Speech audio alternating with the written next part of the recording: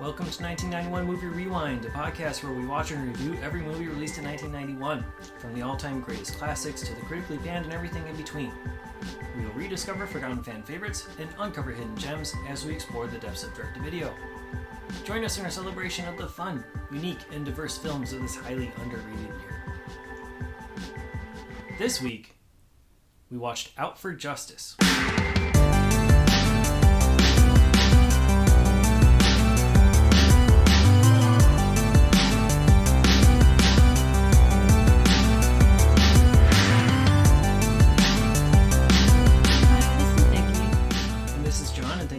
Us on 1991 Movie Rewind. In Out for Justice, Steven Seagal plays Gino, a New York City cop whose best friend was killed in front of his family by a drug-addled, mafia-connected criminal named Richie, played by William Forsythe. Gino is unable to let this affront to his way of life go unpunished, so he goes around the city to confront Richie's associates and family to personally administer justice. Screenplay by R. Lance Hill under the name David Lee Henry, directed by John Flynn, and released on April 12, 1991. Have you seen Out for Justice before? Surprisingly, no. Yeah, this seems like one that would be up your dad's alley. Yeah. When I was watching this movie, I was like, my dad, I mean, he probably did watch this when I was not around, so I don't know. Yeah, I mean, it is pretty gory, but I mean, that hasn't stopped other things from being shown in your household, it sounds. I grew up watching anything.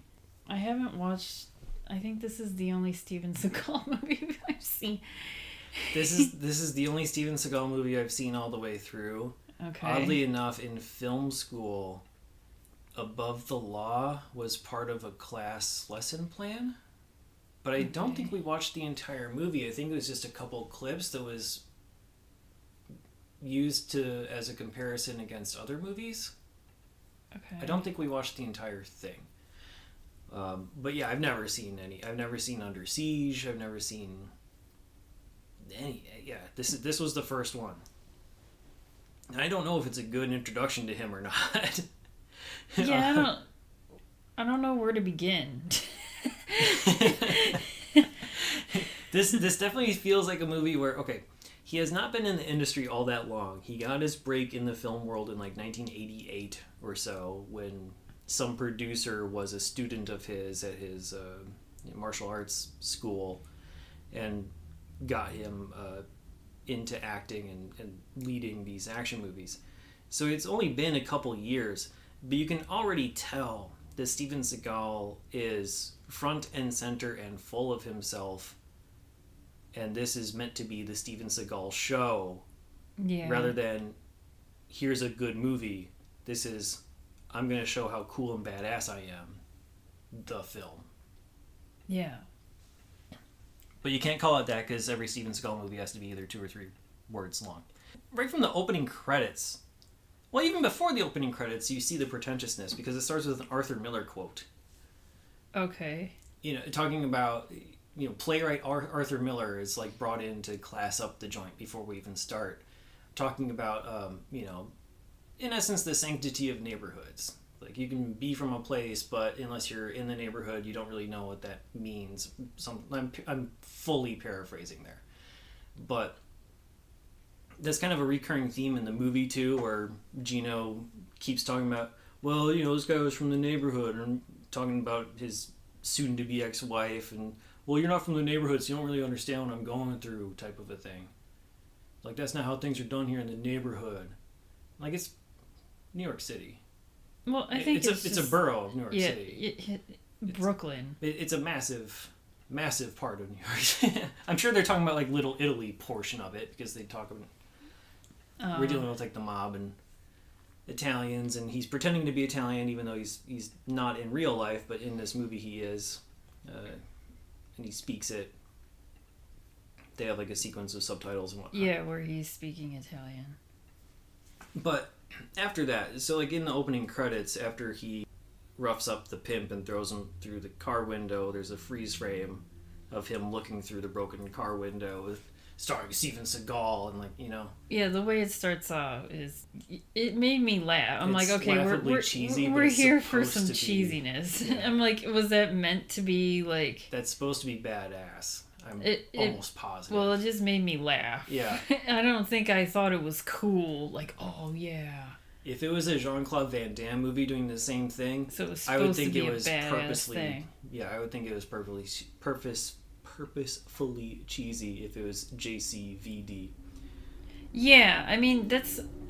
I guess I just grew up watching a lot more of Jean-Claude Van Damme movies. And I grew up watching the Jackie Chan stuff, which is also like cheesy. yeah, purposely comedic. Yeah, this is supposed to be dramatic, but I was cracking up. Like this movie was making me laugh. Yeah, I mean, a lot of it has to do with the terrible acting all around.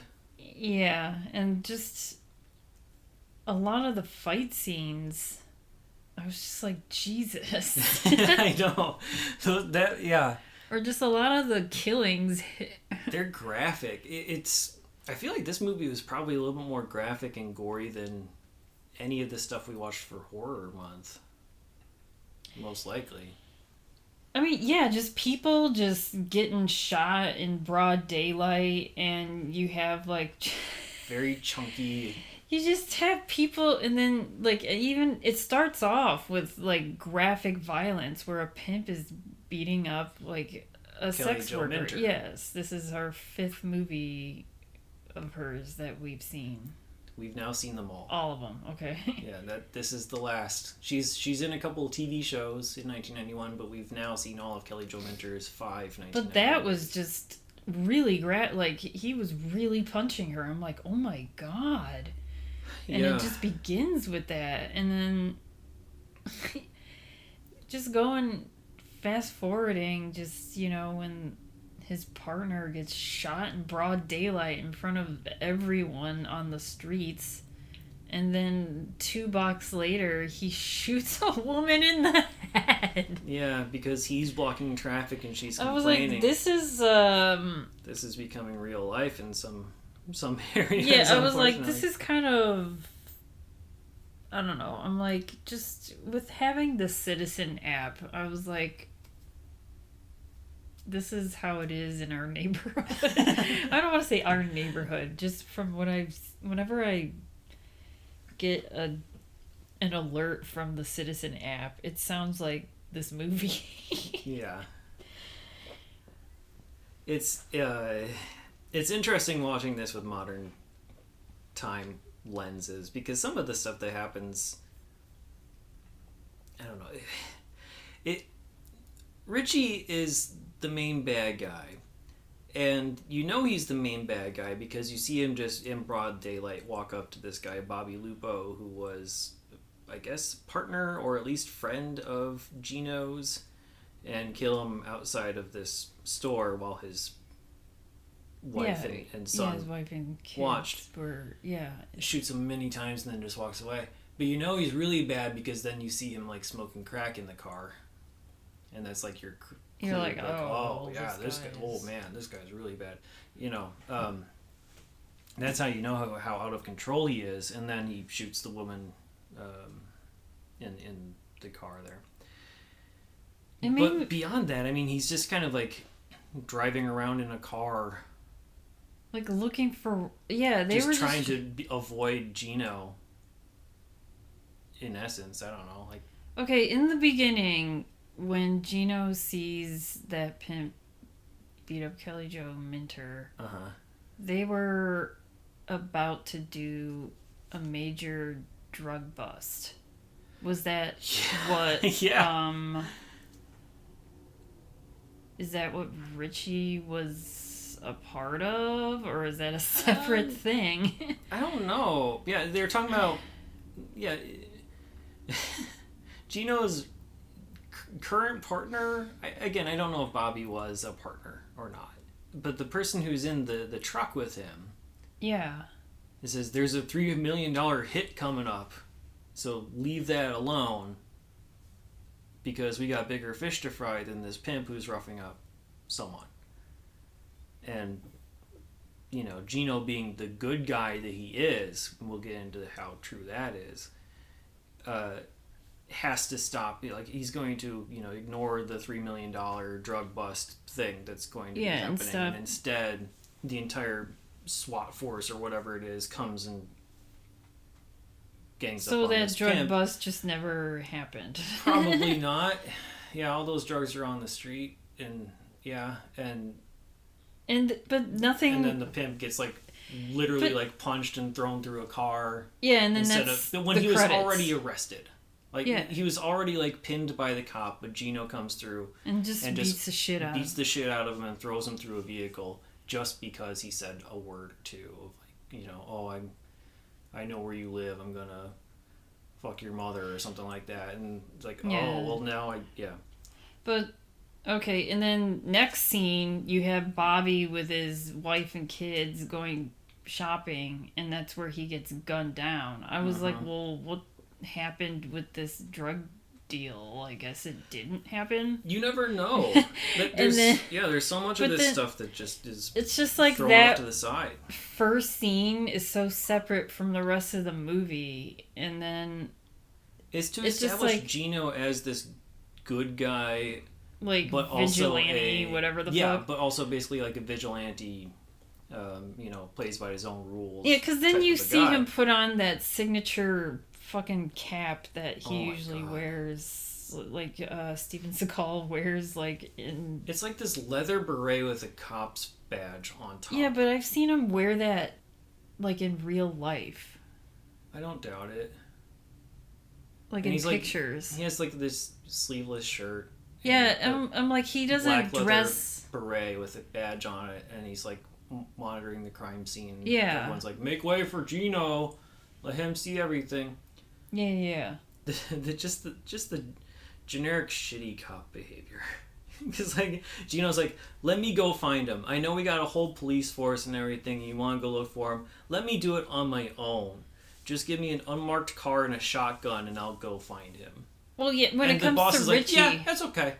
Jerry Orbach's okay. And then Jerry, later on in the movie, Jerry says, I'm too old for this shit. And I was like, so he just stole that from, It's every cliche. Yeah, it seems as if Bobby, Gino, and Richie grew up together. Because everyone grew up together. Because this is the neighborhood. And he just never left it.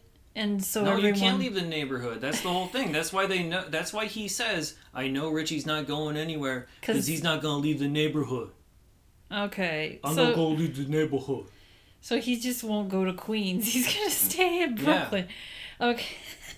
He knows. All right. Because that's the code of the neighborhood, which for some reason matters, despite the fact that he broke the code of the neighborhood by shooting down Bobby in the middle of the street in front of his family. I thought there was a history between the three of them, but I guess so. They all went to the same school or some shit. Yeah, they knew everyone each other from high school and whatever the fuck. Because they talked about it. I mean, Gino just became a bad person. No, he became the good one of them all. Oh, no, not Gino. Richie became, the bad influence, sort of. And then Gino was the, quote, good guy or whatever. And then Bobby's, in between. I don't know. Yeah, Bobby is someone that Gino thought was good, but maybe wasn't good as he finds out. Because then we find out later on just all this shit that... the reason why he got shot in broad daylight and stuff like that. You don't really find out a whole lot of stuff. Well, through his wife. His wife said, oh, yeah, he was kind of corrupt. There's so many stupid plot points that are just kind of thrown out there. But it's all cliched things that you would see in a mob type movie and any cop movie. Yeah, but they're all presented as throwaway lines of dialogue that exist for 30 seconds and then no one cares anymore. It doesn't matter. It's not I don't know. Let's talk about New Jack City, for instance. That movie had characterization. You had a major supervillain with Wesley Snipes. Yeah. Here you have a major supervillain in William Forsythe, both involved with crack and murder, cold blood. Both basically presented as these insane people who can, you better not cross because you have no idea what they're capable of, and we've been seeing that. But the difference is, all you see William Forsythe do is just yell and shoot people.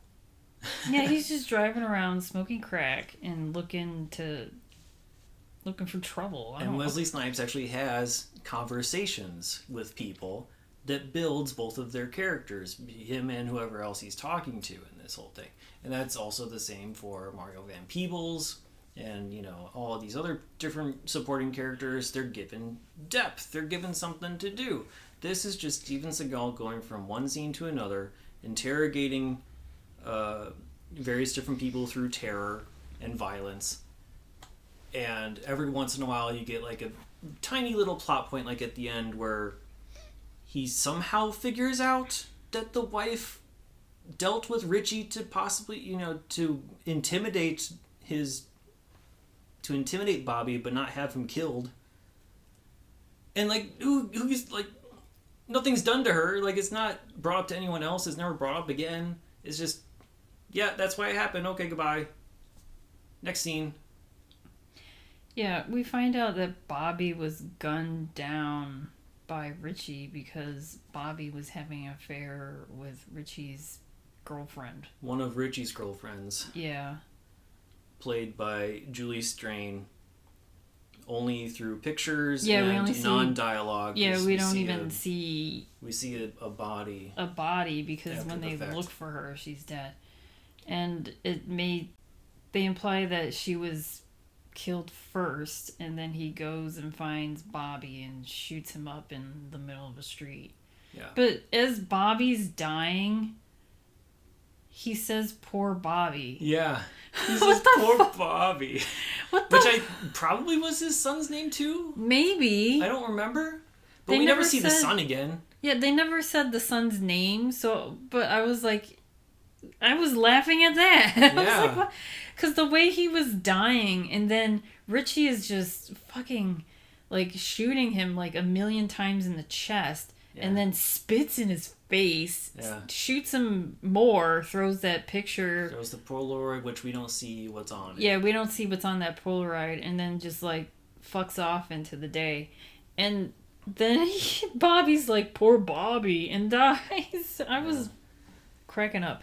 There's so much stuff that just doesn't matter, or just... That's when, like, Gino's like, okay... But then Gino has his own thing where he's trying to, like, have a relationship with his son, and that's when he finds out about Bobby getting gunned down. And he goes for this manhunt. Okay, so the relationship between Gino and his son, and also the wife... is... weird. Again, just tossed aside. It's like... They mention a couple random things through dialogue, but it's never actually explored. One is obviously, like the son he's in there twice. He's in there for like a couple seconds, and then Gino gets the call about Bobby, and so he pawns the son back off on the mom so he can go do his vigilante thing. And then at some point they come back to the apartment with the wife and the son, and they're both there and getting terrorized in a shootout. Yeah, everyone's apartments are getting fucking ransacked. So much destruction of property. Yeah, it's a lot of breakable stuff. I would be mad that someone came in our house and just shot it up and then left. But it kept them safe. Yeah, I know that. But I don't know. But I wanted to talk about the divorce angle. Yeah, it's just like, we're going through a divorce, and I assumed that they were like they're separated because he has his own place. They're separated already, and because when he talks to Vicky, the wife, soon to be ex-wife, but then about taking the son back. He's like, "Oh, well, I'm gonna go do this thing and kill this guy, but I'll be back in time for the divorce hearing. Don't you worry about that." But then there's no discussion about what is causing the divorce to happen in the first place. What is the trouble in their relationship? It's just like, divorce. Yeah, divorce. We're getting divorced. And then, like...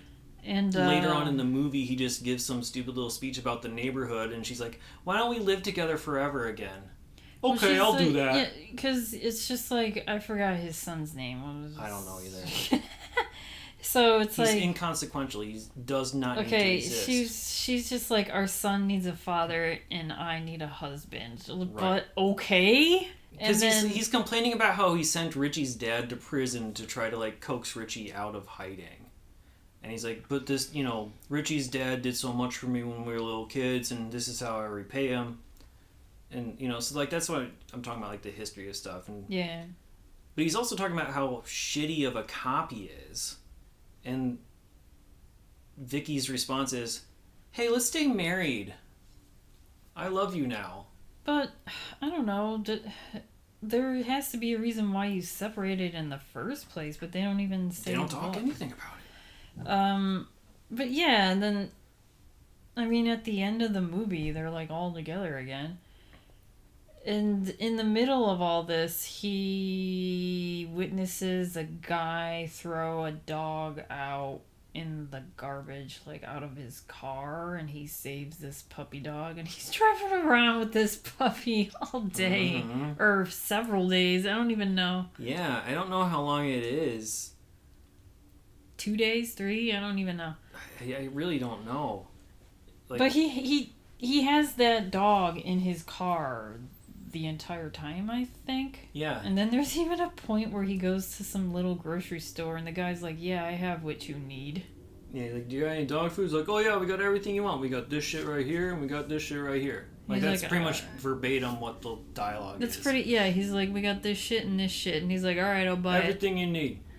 And it's just dog food and, like, and treats. Biscuits, yeah. And, it's like, but that, like, the dog just appears just for awe it's factor. Like, yeah, it's like, oh, he's a good guy. He saves a puppy, whatever. Yes, exactly. And then it's like, look at how good of a person this guy is. I will, like, so he's just driving around confronting people, and then he has a tie-in with the mob. Yes. Where one of the first stops that he goes to is like this butcher shop.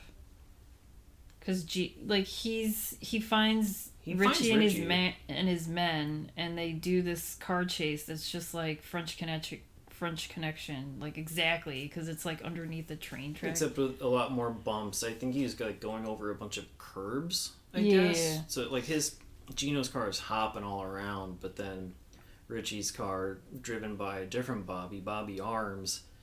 Arms. Arms. And they just go through the neighborhood, I guess.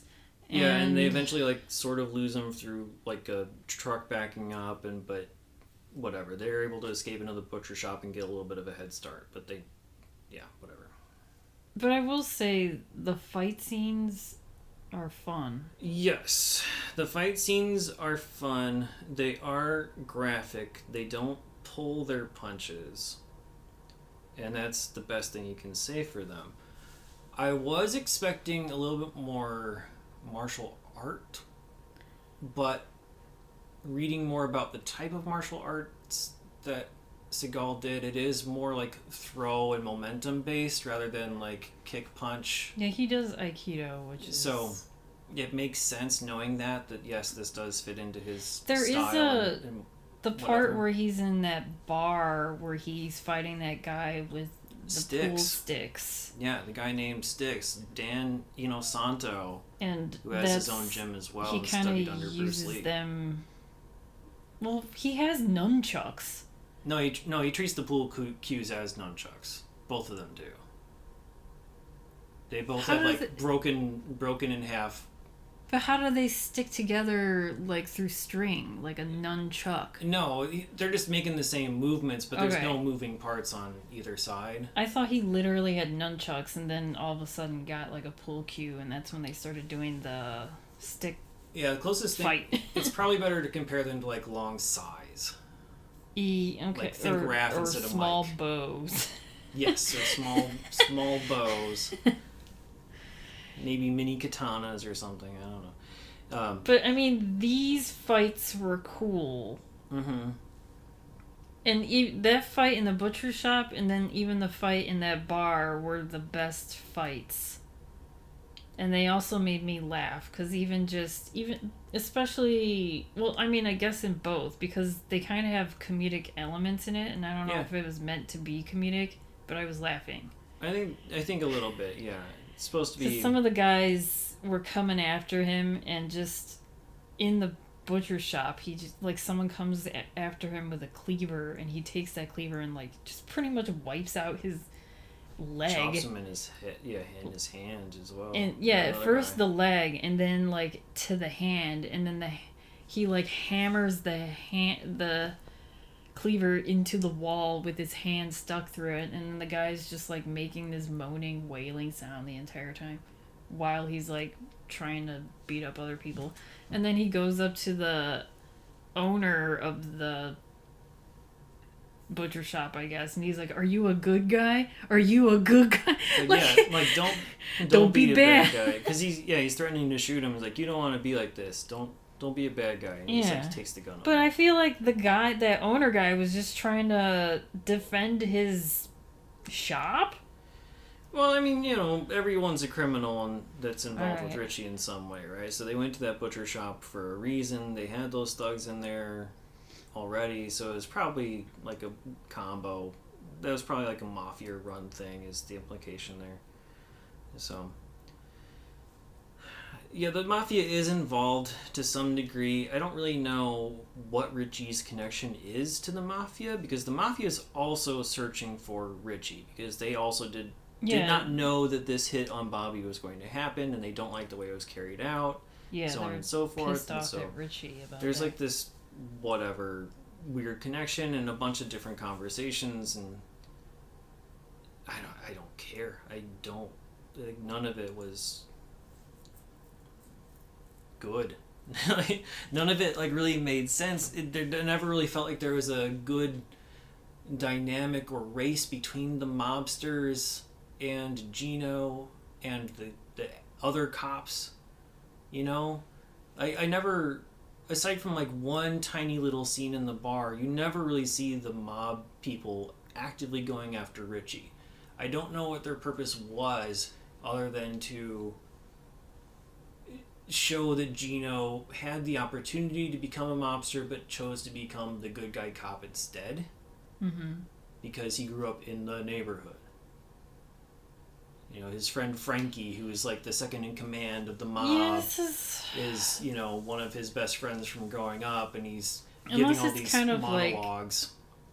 You've never seen this movie. The Bronx Tale. I know you didn't see this movie, but that's also a neighborhood movie where like this kid becomes a part of, like, friendly with this mob family, whatever, and they kind of protect him even though he's never really part of the mob. I feel like maybe that's what Gino was to this mob. That could be. Like, they just grew up together because they're part of the neighborhood. But I also think part of it... I mean, you just don't, like, know these backstories. No. Just, like, it's there. You don't fully know the relationships. You just get tiny little bits and pieces, and it's not enough. But I also think that part of it is that Gino purposely turns a blind eye to a lot of what the mob does. Because I think in exchange for whatever information. Yeah, I think they're, like, working, like, as informants. Like, he's like, hey, I won't arrest you or whatever if you just give me all of this information. Because about everything illegal. I don't know. Like, let's not mince words. Like, Gino is a shitty, corrupt-ass cop. Well, yeah. He is a terrible, abusive... The kind that you're seeing a lot on the news these days. Times 10. Even though he saves a puppy and then prevents, like, a pimp from getting, like, beating up, like, Kelly Jo Minter. Even though, that was already other done. Other than that. He had already stopped it and then decides to go... Like, beat the shit. Yeah, he just can't. But it's and this like, is what we're rooting on. Yeah, you want to root this, but it's like none of his colleagues. None of the tactics are legal. None of his colleagues are like, hey, calm down. No. They're like, yeah, go ahead, fucking go on a rampage and kill whoever the fuck. Yeah, like he literally asks his boss, Jerry Orbach, and says, give me an unmarked car and a shotgun and I'll go after this guy myself. And he's like, yeah, okay. Cool. Right. That sounds good. And then, yeah. and yeah, like everything he does, he just like destroys everything as like a way to terrorize. Right, yeah, just going to. He's like, I'm on a mission. Like, this is for revenge for my partner. This is a personal vendetta. So I get to do whatever I want because I have a badge. Right. And he's just going through all these local hangouts, trying to find Richie, getting all this information, even going to Richie's family and like threatening to arrest them or whatever. Mm-hmm. And then he goes to like this bar, the one where Gina Gershon works at. Like, yeah, there's some sort of like nightclub that Gina Gershon owns. Well, her character, Patty Madonna, who is the sister of Richie, owns. Yeah, so he happens upon like a waitress, and the waitress is giving him tips, and it's just like, it's about his girlfriend Roxanne. Yeah, that's like the only actual like quote unquote detective work that exists in the movie. Is just a random happenstance note that he gets from a waitress. Otherwise, his plan was just to beat up people until he found Richie. He's like, fuck it, I'll just fuck you all up. Right, and then the whole relationship with him and Terry, like Terry giving him this info. Terry being the waitress. Yeah, yes. Terry the waitress. And then she gives more information about Bobby. Like, I guess Bobby was having an affair with Roxanne as well as her. Yeah, that wasn't 100% clear either. They sort of said that, but then Terry seemed to like want to slap Gino, and I wasn't sure if it was because it was right or because it was wrong information.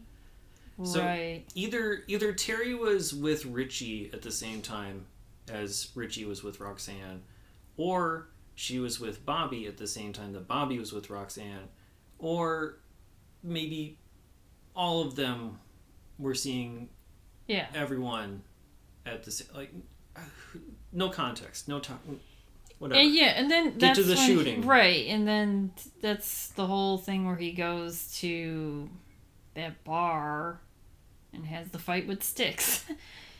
But and then that's when that other bar is with the brother, Richie's brother. So Vinny. He's just going to the family members.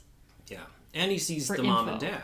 Yeah, goes to see the mom and dad, basically saying, "Hey, your son killed a cop in broad daylight in front of his family," and blah blah blah. And basically everyone's saying, "Oh, he's too far gone because of the drugs. He's too far gone because of the drugs. We can't control him." I mean, meanwhile, Gino is like in hiding with his current girlfriend. Richie, you mean? Richie. Oh, yeah. Richie is currently in hiding with his current girlfriend, Rika, who's Juliana Margulies, and her sister. I was like, what?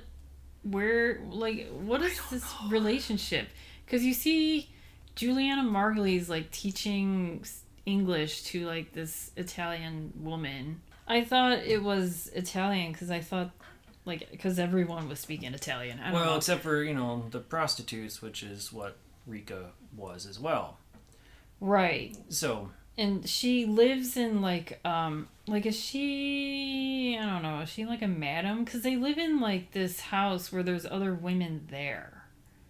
Possibly. And that's where Richie and his Gino people knows that house. Yeah, Richie and his people, like his thug friends, all hang out there. And that's when we're going to have a party. So then, they're doing drugs. And then this little neighborhood kid sends a tip to Gino saying, "Hey, I know where Richie is." Yeah, and Gino's like, "Oh, I know that house." Right. Because he knows the neighborhood. Because he knows the neighborhood. And he knows about all the prostitution stuff and whatever, probably, too, and whatever. Which turns into this, the way he just, like, comes up to this house made me laugh. because he has this giant shotgun. Oh my god! And the way he just comes on, like he's holding it stupidly, like creeping like up with the stairs one hand. with one hand, like above his head, sort of like, I don't know. It's tough to visualize, but like he'd be shooting completely blind, basically. Right. No way to aim it properly. But those all. types of like guns, don't you need like two hands? Because that's like a giant ass unless gun. you're a badass. And you can use one hand. You can use it one-handedly. Yeah. Yeah, and then they just shoot up the place, and the mob appears, and that's when they find. Is this also the shoot? No, this is not the shootout with the leg. No. Yeah, this is the shootout with the leg. Because I thought oh yeah, it is. So, do we skip the shootout at the apartment of the wife? Well, we sort of talked about it. But yeah, there's so many shootouts in this thing. But basically, yeah, like Richie's thugs come to the wife's apartment because he gets a car with a police scanner, and so he overhears Gino talking to somebody on the police scanner about how he's going to go see his wife and kid, and so tries to ambush, and it backfires and whatever. Anyway, yeah. So a lot of action, little plot. Sorry. Meanwhile, the dog is in the car. Yeah, that's what the dog is in the car this entire time. There's even a line with a bag of dog food and biscuits waiting for him. There's even a line that he says. He picks up the dog, like halfway through the movie. He's like, "Oh, I almost forgot about you." I'm like, "Yeah, so did the entire like screenwriting team, whoever was involved in this." It's a little puppy, and I don't know. You're leaving him in the car. Whatever. I know, but he goes to this thing, and this is another. All the fight scenes are good, I will say. Another good, and he shoots off one of the guy's legs, and that was hilarious. Yeah. Just clean off, clean right off at the knee, just. And the dude just like collapses over his now legless leg there. And he just goes up to Rika, and she's just like, yeah, he's in the bathroom. Yeah. Like, she just does not give a shit.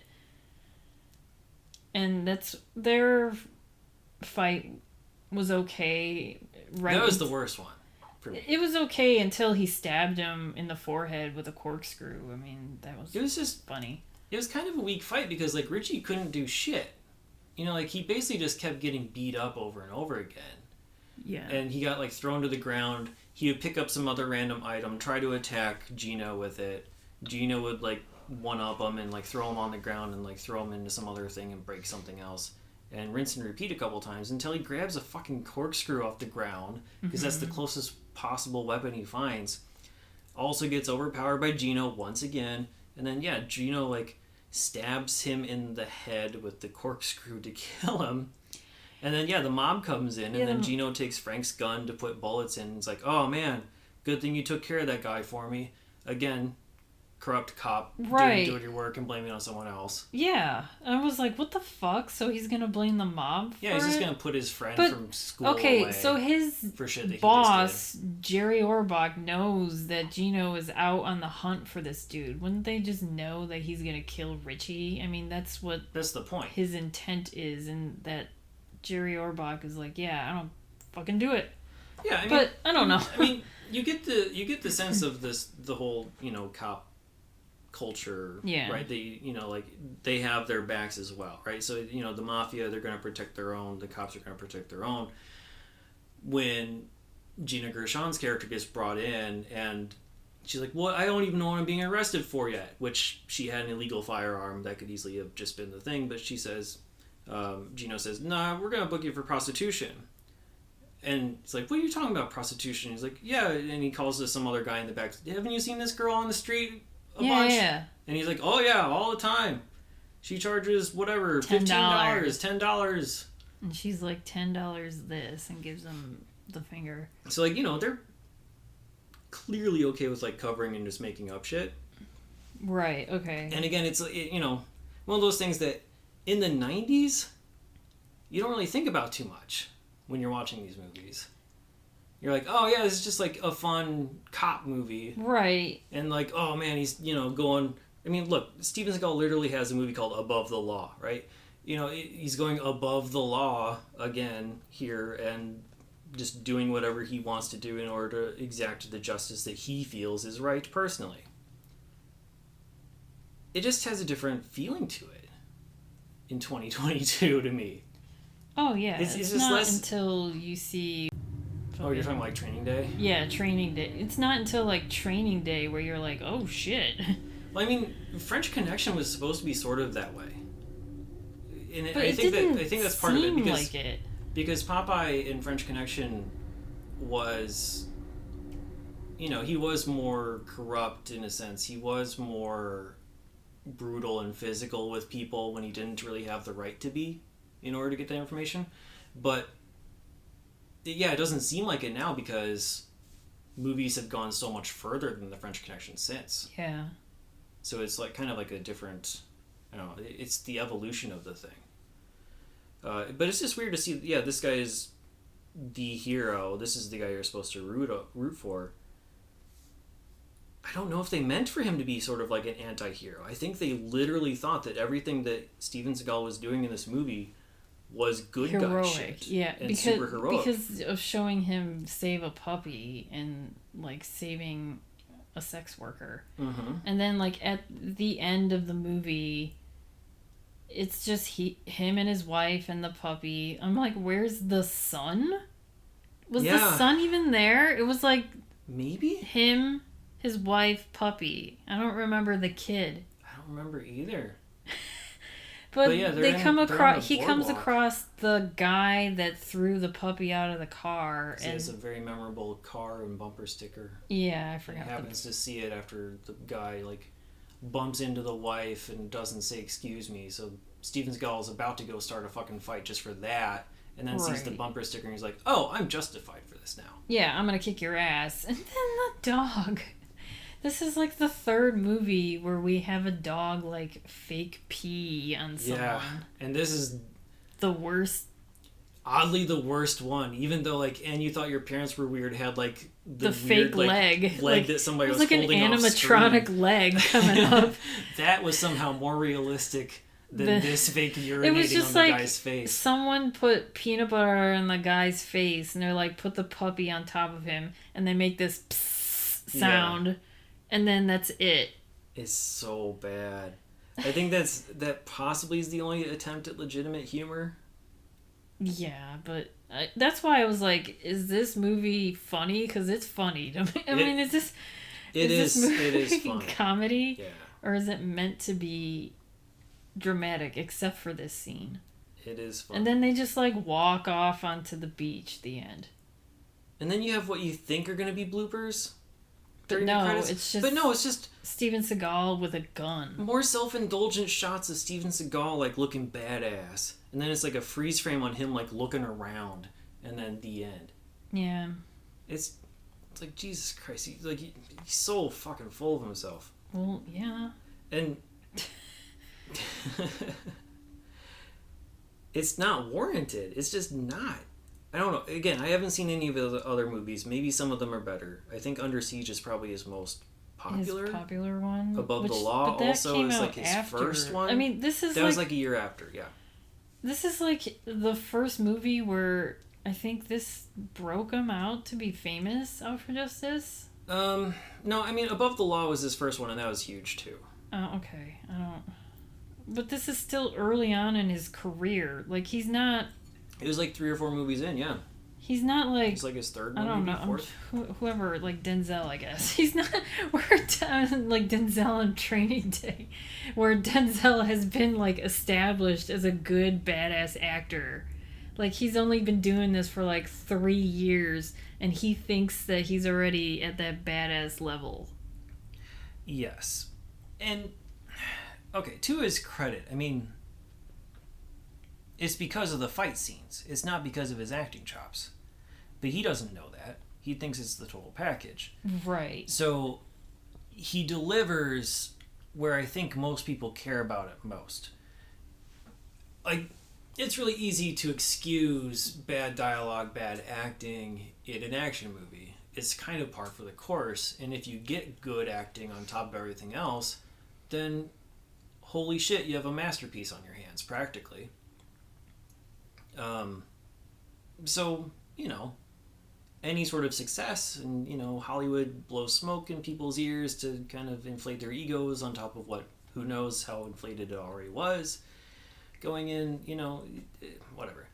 I'm not going to get into the psychology of Steven Seagal too much here, so, but it's clear that it was trying to showcase him above everything else, and I think that was at the detriment because the plot just suffered.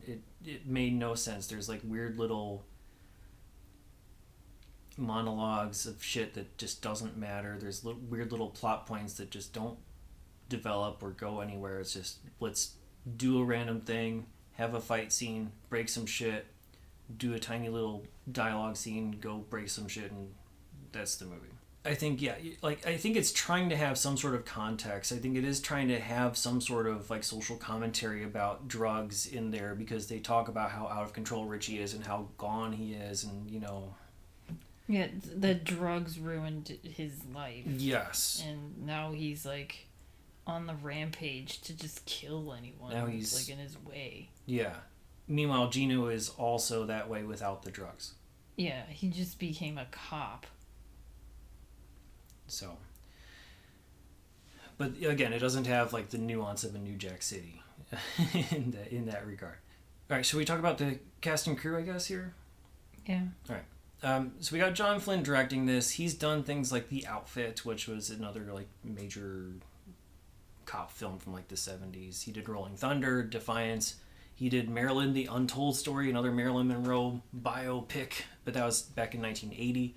And he also did Brain Scan. You got R. Lance Hill was the writer, again, under a pseudonym. All of his screenwriting work was under the name David Lee Henry, but he was also a novelist. He's a Razzie nominated for writing Roadhouse. He also did 8 Million Ways to Die and The Evil That Men Do. Steven Seagal is a Razzie nominee for Half Past Dead, Fire Down Below, and Executive Decision. He is a Razzie winner for directing On Deadly Ground. He's been in stuff like Above the Law, Hard to Kill, Marked for Death, Under Siege, Exit Wounds, Machete, the only time he plays a villain, I believe, and also that TV show he had, True Justice. William Forsythe was terribly utilized in this movie as Richie Madonna. I feel like we talked about him in Career Opportunities. I feel like his character in Career Opportunities was more fleshed out than his character here in this. Like his, 2-sentence cameo appearance as the night janitor in that movie. I feel like he was better as an actor in that than this. Jerry Orbach, we've seen him once before in Delirious. He'll also be in Delusion, Toy Soldiers, California Casanova, Beauty and the Beast, and one of the Perry Mason movies. People know him from Law and Order, of course, where he was Emmy nominated. He was also Emmy nominated for Broadway Bound and Golden Girls as a guest appearance, and he is the dad in Dirty Dancing, as most people know. Joe Ciampa, I hope I'm pronouncing that right, Ciampa, played Vicky Foligno, the wife, almost ex-wife. She's an Italian model who went to America to do some acting. She had been in some Italian movies like Salome, where she played the lead in that. The Family, and then in America she did movies like Little Buddha and Don Juan DeMarco. We got Gina Gershon as Patty Madonna. She has a Razzie nomination for Showgirls, MTV nomination for Best Kiss for the movie Bound. She'll also be in the 1991 movie City of Hope. And also she had some deleted scenes in Jungle Fever. So she's in that movie, but probably not in what we will watch. But she's also been in things like Tripping the Rift, P.S. I Love You, and Killer Joe. We got Anthony DeSando played Vinny Madonna, who is the brother. He was in New Jack City as well. He was like part of the crew that was trying to take over Wesley Snipes' his empire. He'll also be in Grand Isle and Return of Elliot Ness. He's had recurring roles in LA Law and the Under Suspicion TV show. I do also want to mention the father, Mr. Madonna, the one that Gino arrests for his own protection and also to get Richie out of hiding. He's played by Dominique Chianese. He was 2-time Emmy nominated for The Sopranos. He's also a very prolific character actor who's been in things like Boardwalk Empire, Damages, Ryan's Hope. He's also been in Godfather Part 2, Dog Day Afternoon, and All the President's Men. And then we have a couple random cameos in this. So we talked about Kelly Jo Minter already. We talked about Julie Strain already. John Leguizamo is also in this movie. I think you probably missed this. I don't know if you saw it or not, but he does appear in a non-dialogue montage scene. A very lackluster, purposeless montage scene of Richie just doing bad shit and Gino looking for him. Yeah. John Leguizamo is the boy in the alley who gets shaken down by Richie and assumably shot in the head. We've seen him again in Regarding Henry on the other end of the gun, and then we'll see him in Hanging with the Homeboys and Poison. Shannon Worry played Terry Malloy. She is sort of like a Shannon Tweed-like video performer where she does, like the erotic movies, Animal Instincts, Body of Influence, Private Obsession, and Fatal Pursuit. This is one of her first movies, and this was the first movie of Juliana Margulies that we talked about before, who played Rika. She went on to be a 2-time Emmy winner for The Good Wife and 1-time winner for ER, and she has 7 other Emmy nominations for those roles. This was her debut movie, like I said, and she went on to do things like Snakes on a Plane besides those TV roles. So there we go. Pretty big cast. Why does she do shitty movies but good TV shows? I don't know. I mean, this is her first part. It's tough to turn down something like this. I get that. But you go to Snakes on a Plane. Maybe she just wanted something fun and different than what she'd been doing. ER. Like high-end drama. You want to just do like a goofy something thing. Fun. Yeah. Get a chance to work with Sam Jackson. I guess so. I don't know. You never know. I think the story of Snakes on a Plane and how that movie kind of like morphed into something other than what it originally was intended to be may explain that too. But I don't know all the details of that. On the awards front, there's none. Not even like a Razzie, no MTV Movie Awards, nothing. It did make a decent amount of money. It made almost 3 times its budget. So. Yeah, from what I was reading, this was #1 in the box office the week it came out. So, I mean, everyone must have loved this movie. Yeah, it's number 31 box office performer on our list. So not the biggest, but still big pretty enough. decent. Yeah. So yeah. We can move on to true crime and pop culture. Okay, so I'm only going to talk a little bit about Steven Seagal because he's just a shitty person overall. And I have to remember this. There is a podcast that I listen to sometimes called Behind the Bastards. It is a good podcast where they just talk about all the shitty things that shitty people do. And they did a very good in-depth episode about Steven Seagal. It was like a couple of years ago. If I can find it, I'll link it. Okay. But it just gives everything that he's done that's shitty. But I'm just going to talk about what all the, I guess, incidents that happened around the filming of this movie.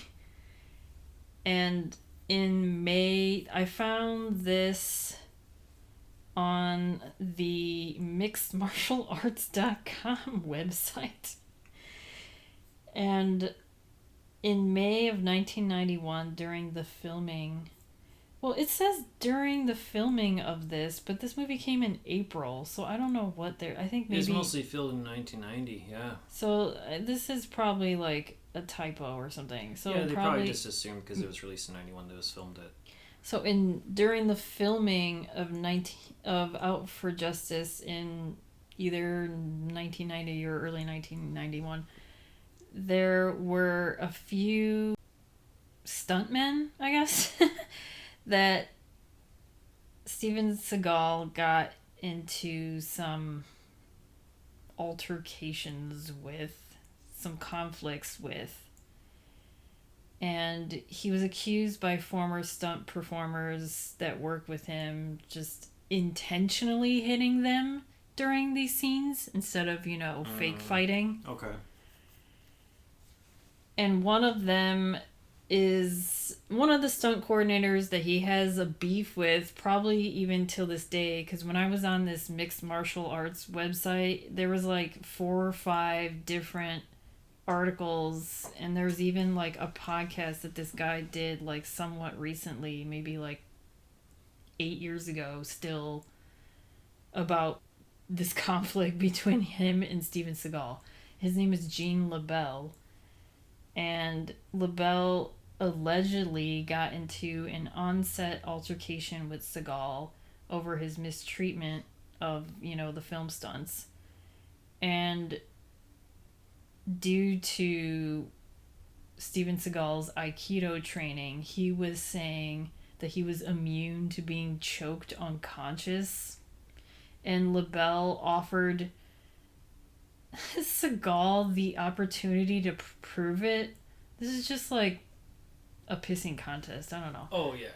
And LaBelle is said to have placed his arms around Seagal's neck to do the choke, like a chokehold. And once Seagal said, "Go ahead, do it," LaBelle proceeded to choke him unconscious. And Seagal allegedly lost control of his bowels and shat himself. And like a bunch of people were watching, right? Yeah. Yeah. And so on the articles that I read, it's so Steven Seagal says that no, this didn't happen. And then when I was reading this, there was like an interview, like I think Ronda Rousey is, I don't know anything about Gene LaBelle, but I guess he's an MMA like person. A trainer. Yeah, so he trained Ronda Rousey, I think. And they had like, I think she has her own podcast from what I was reading these articles, and she interviewed him, and he said yes, that he crapped himself. And up until like 2012, he's been saying this. And Seagal denies it, but I guess even to this day, this LaBelle guy is like, yeah, he shit his pants. So there was that. And then just in the early 90s, also during the filming of Out for Justice, there were several Warner Brothers employees that accused Seagal of sexual harassment. And these, in return for remaining silent, these women received around $50,000 each for a court settlement. And then around that time, there were 4 actresses claiming that Seagal had sexual advances toward them during casting sessions. And then I read a little thing that Juliana Margulies from what I read, just everyone hates him, because even what's his face, Richie, whatever, the guy who played William Forsythe, yeah, hated him too, because apparently his scenes got cut. Yeah, like their scenes together, they just didn't want to work. No one wants to work with him. And Juliana Margulies, Seagal was one of the producers, and so I guess he had some sort of final cut approval or something like that. Yeah. And thought that William Forsythe was showing him up too much, and so right. A lot of the scenes got cut. And then cut. even William Forsythe said that Steven Seagal told him to work on his Brooklyn accent, and William Forsythe is like, "I'm from Brooklyn." Right. And Juliana Margulies said that while she was filming the beginning seasons of ER, there would be times where Steven Seagal was on the set to film something else, and whenever he saw her, he would like make her come up to him and like hug him, like out of respect. He's like, "You know who I am, you have to come and respect me by saying hi.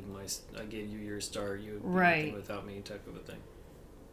And I mean, there's like, even to this day, there are like a million allegations against him, but that podcast I listened to was really good about how shitty of a human being he is. And then we also saw at the end credits that Steven Seagal wrote the song, one of the songs. Yeah, co-wrote one of those, at least one, I think a couple actually. But yeah, the one that plays during the montage, Shake the Firm, performed by Cool JT, that was co-written by Steven Seagal. Right. So, I mean, he had a lot of say in this movie for some fucked up reason. And then when I also saw, like, in the trivia for Out for Justice, that this movie was loosely based off of a true story. And it's about an American criminal and / mobster. His name is Costabile Gus Faraci. And he was an associate of the Bonono crime family. Okay. I don't know. Did you read about this or No? no? I just thought that was funny. It's Bonanno.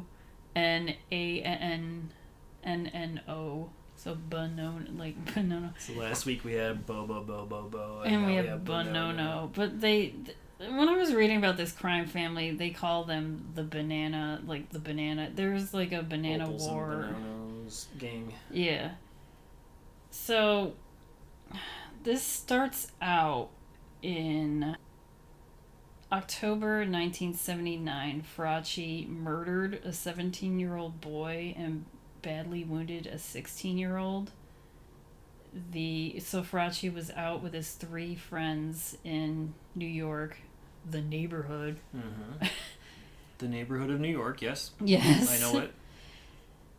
So apparently these 2 boys were sex workers because they came up and made advances towards Faraci and his men, and they got pissed off.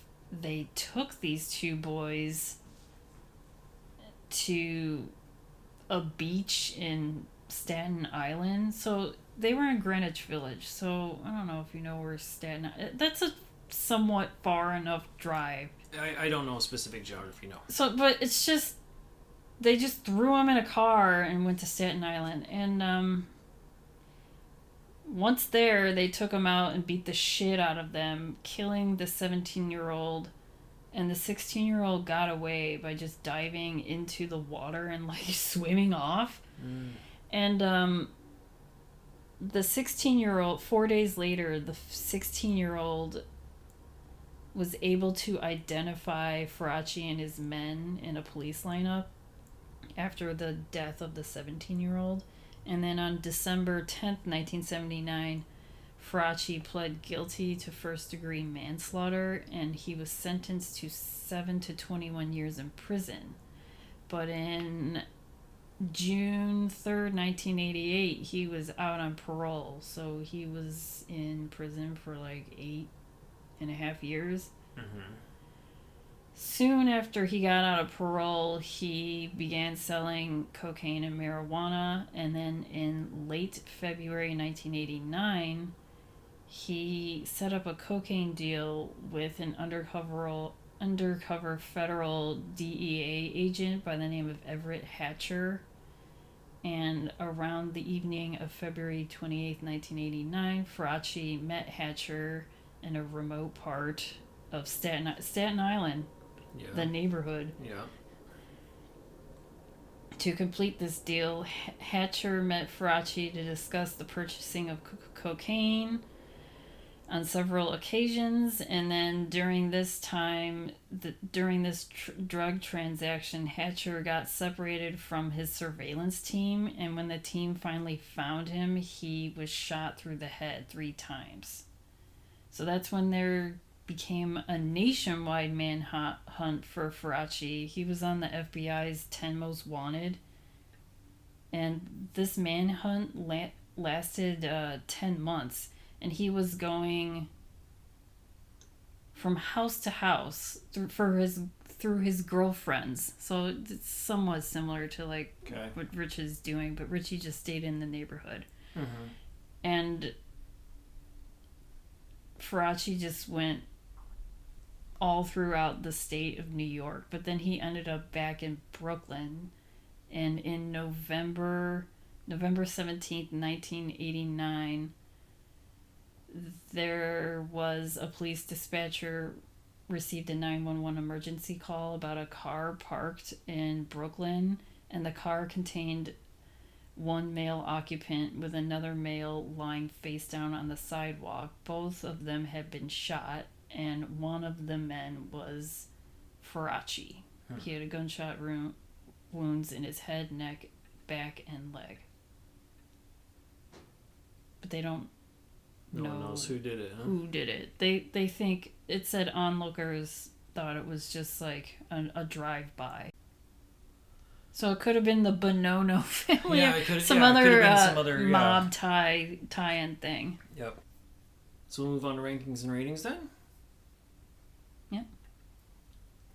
On your 1 to 5 star scale, where are you going to put Out for Justice? I'm gonna give this movie a 2. Yeah, on my 0 to 4 star scale, I'm gonna give it a. Oh God, I think I'm gonna give it a 1. Okay. I mean, it was fun, I guess, but God, it could have been so much more. It wasn't fun. I don't know. Between like this and Double Impact, I much prefer Double Impact. Oh yeah. Even though I kind of think it was worse made.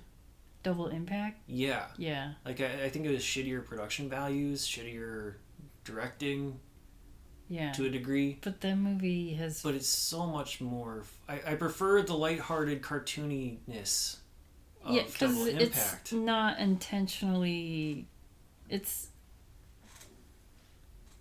intentionally funny, I guess. This is not meant to make you laugh, but I was laughing, and I think that's why I'm giving it a 2. And plus, I really like the fight scenes. Yeah, that's what salvages it. It's like decent production values, like competent acting directing. Is horrible. Terrible acting. Garbage, worthless script, but really goopy, gory action saves the day. And then plus there's a cute dog. And there's a cute dog that pisses on a face. And they named the dog Coraggio, which means like courageous or brave in Italian. Anyway, every movie's worth watching once. Would you watch this again? I think I would want to see a couple other Steven Seagal movies just to be like, is this better or worse than his other movies? I agree. I think I need to have a comparison point. I think, if anybody's like yelling at their podcast screen what about like how we're tearing this They're movie like, apart no, or whatever, this is great, or no, you are right, this is shitty. like tell us what we got wrong, right? Like tell us why we're off the mark on this one. But I mean, yeah, I'd watch like Above the Law. I'd watch Under Siege, a couple of the more like popular stuff, just to kind of like understand, is this par for the course, or is this actually somehow better than the others? Yeah, is this his best effort, or is this the worst? Yeah, let us know what his best movie is, because we don't know, and if this is not it, feel then like I will not watch any others. Yeah, that'll be the deciding factor again. But if you out there want to watch Out for Justice, as of this recording in October 2022, it's available on digital rental, VHS, or DVD. As always, check your local listings. You can listen to us on all of your major podcasting platforms. Please remember to rate, review, subscribe, tell your friends. You can email us at 1991movierewind@gmail.com.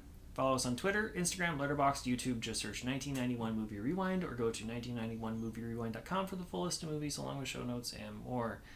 Next week, we're continuing the action theme once again with Point Break, which will be a first-time viewing for me. That's available on Netflix, digital rental, VHS, and DVD. We will see you then.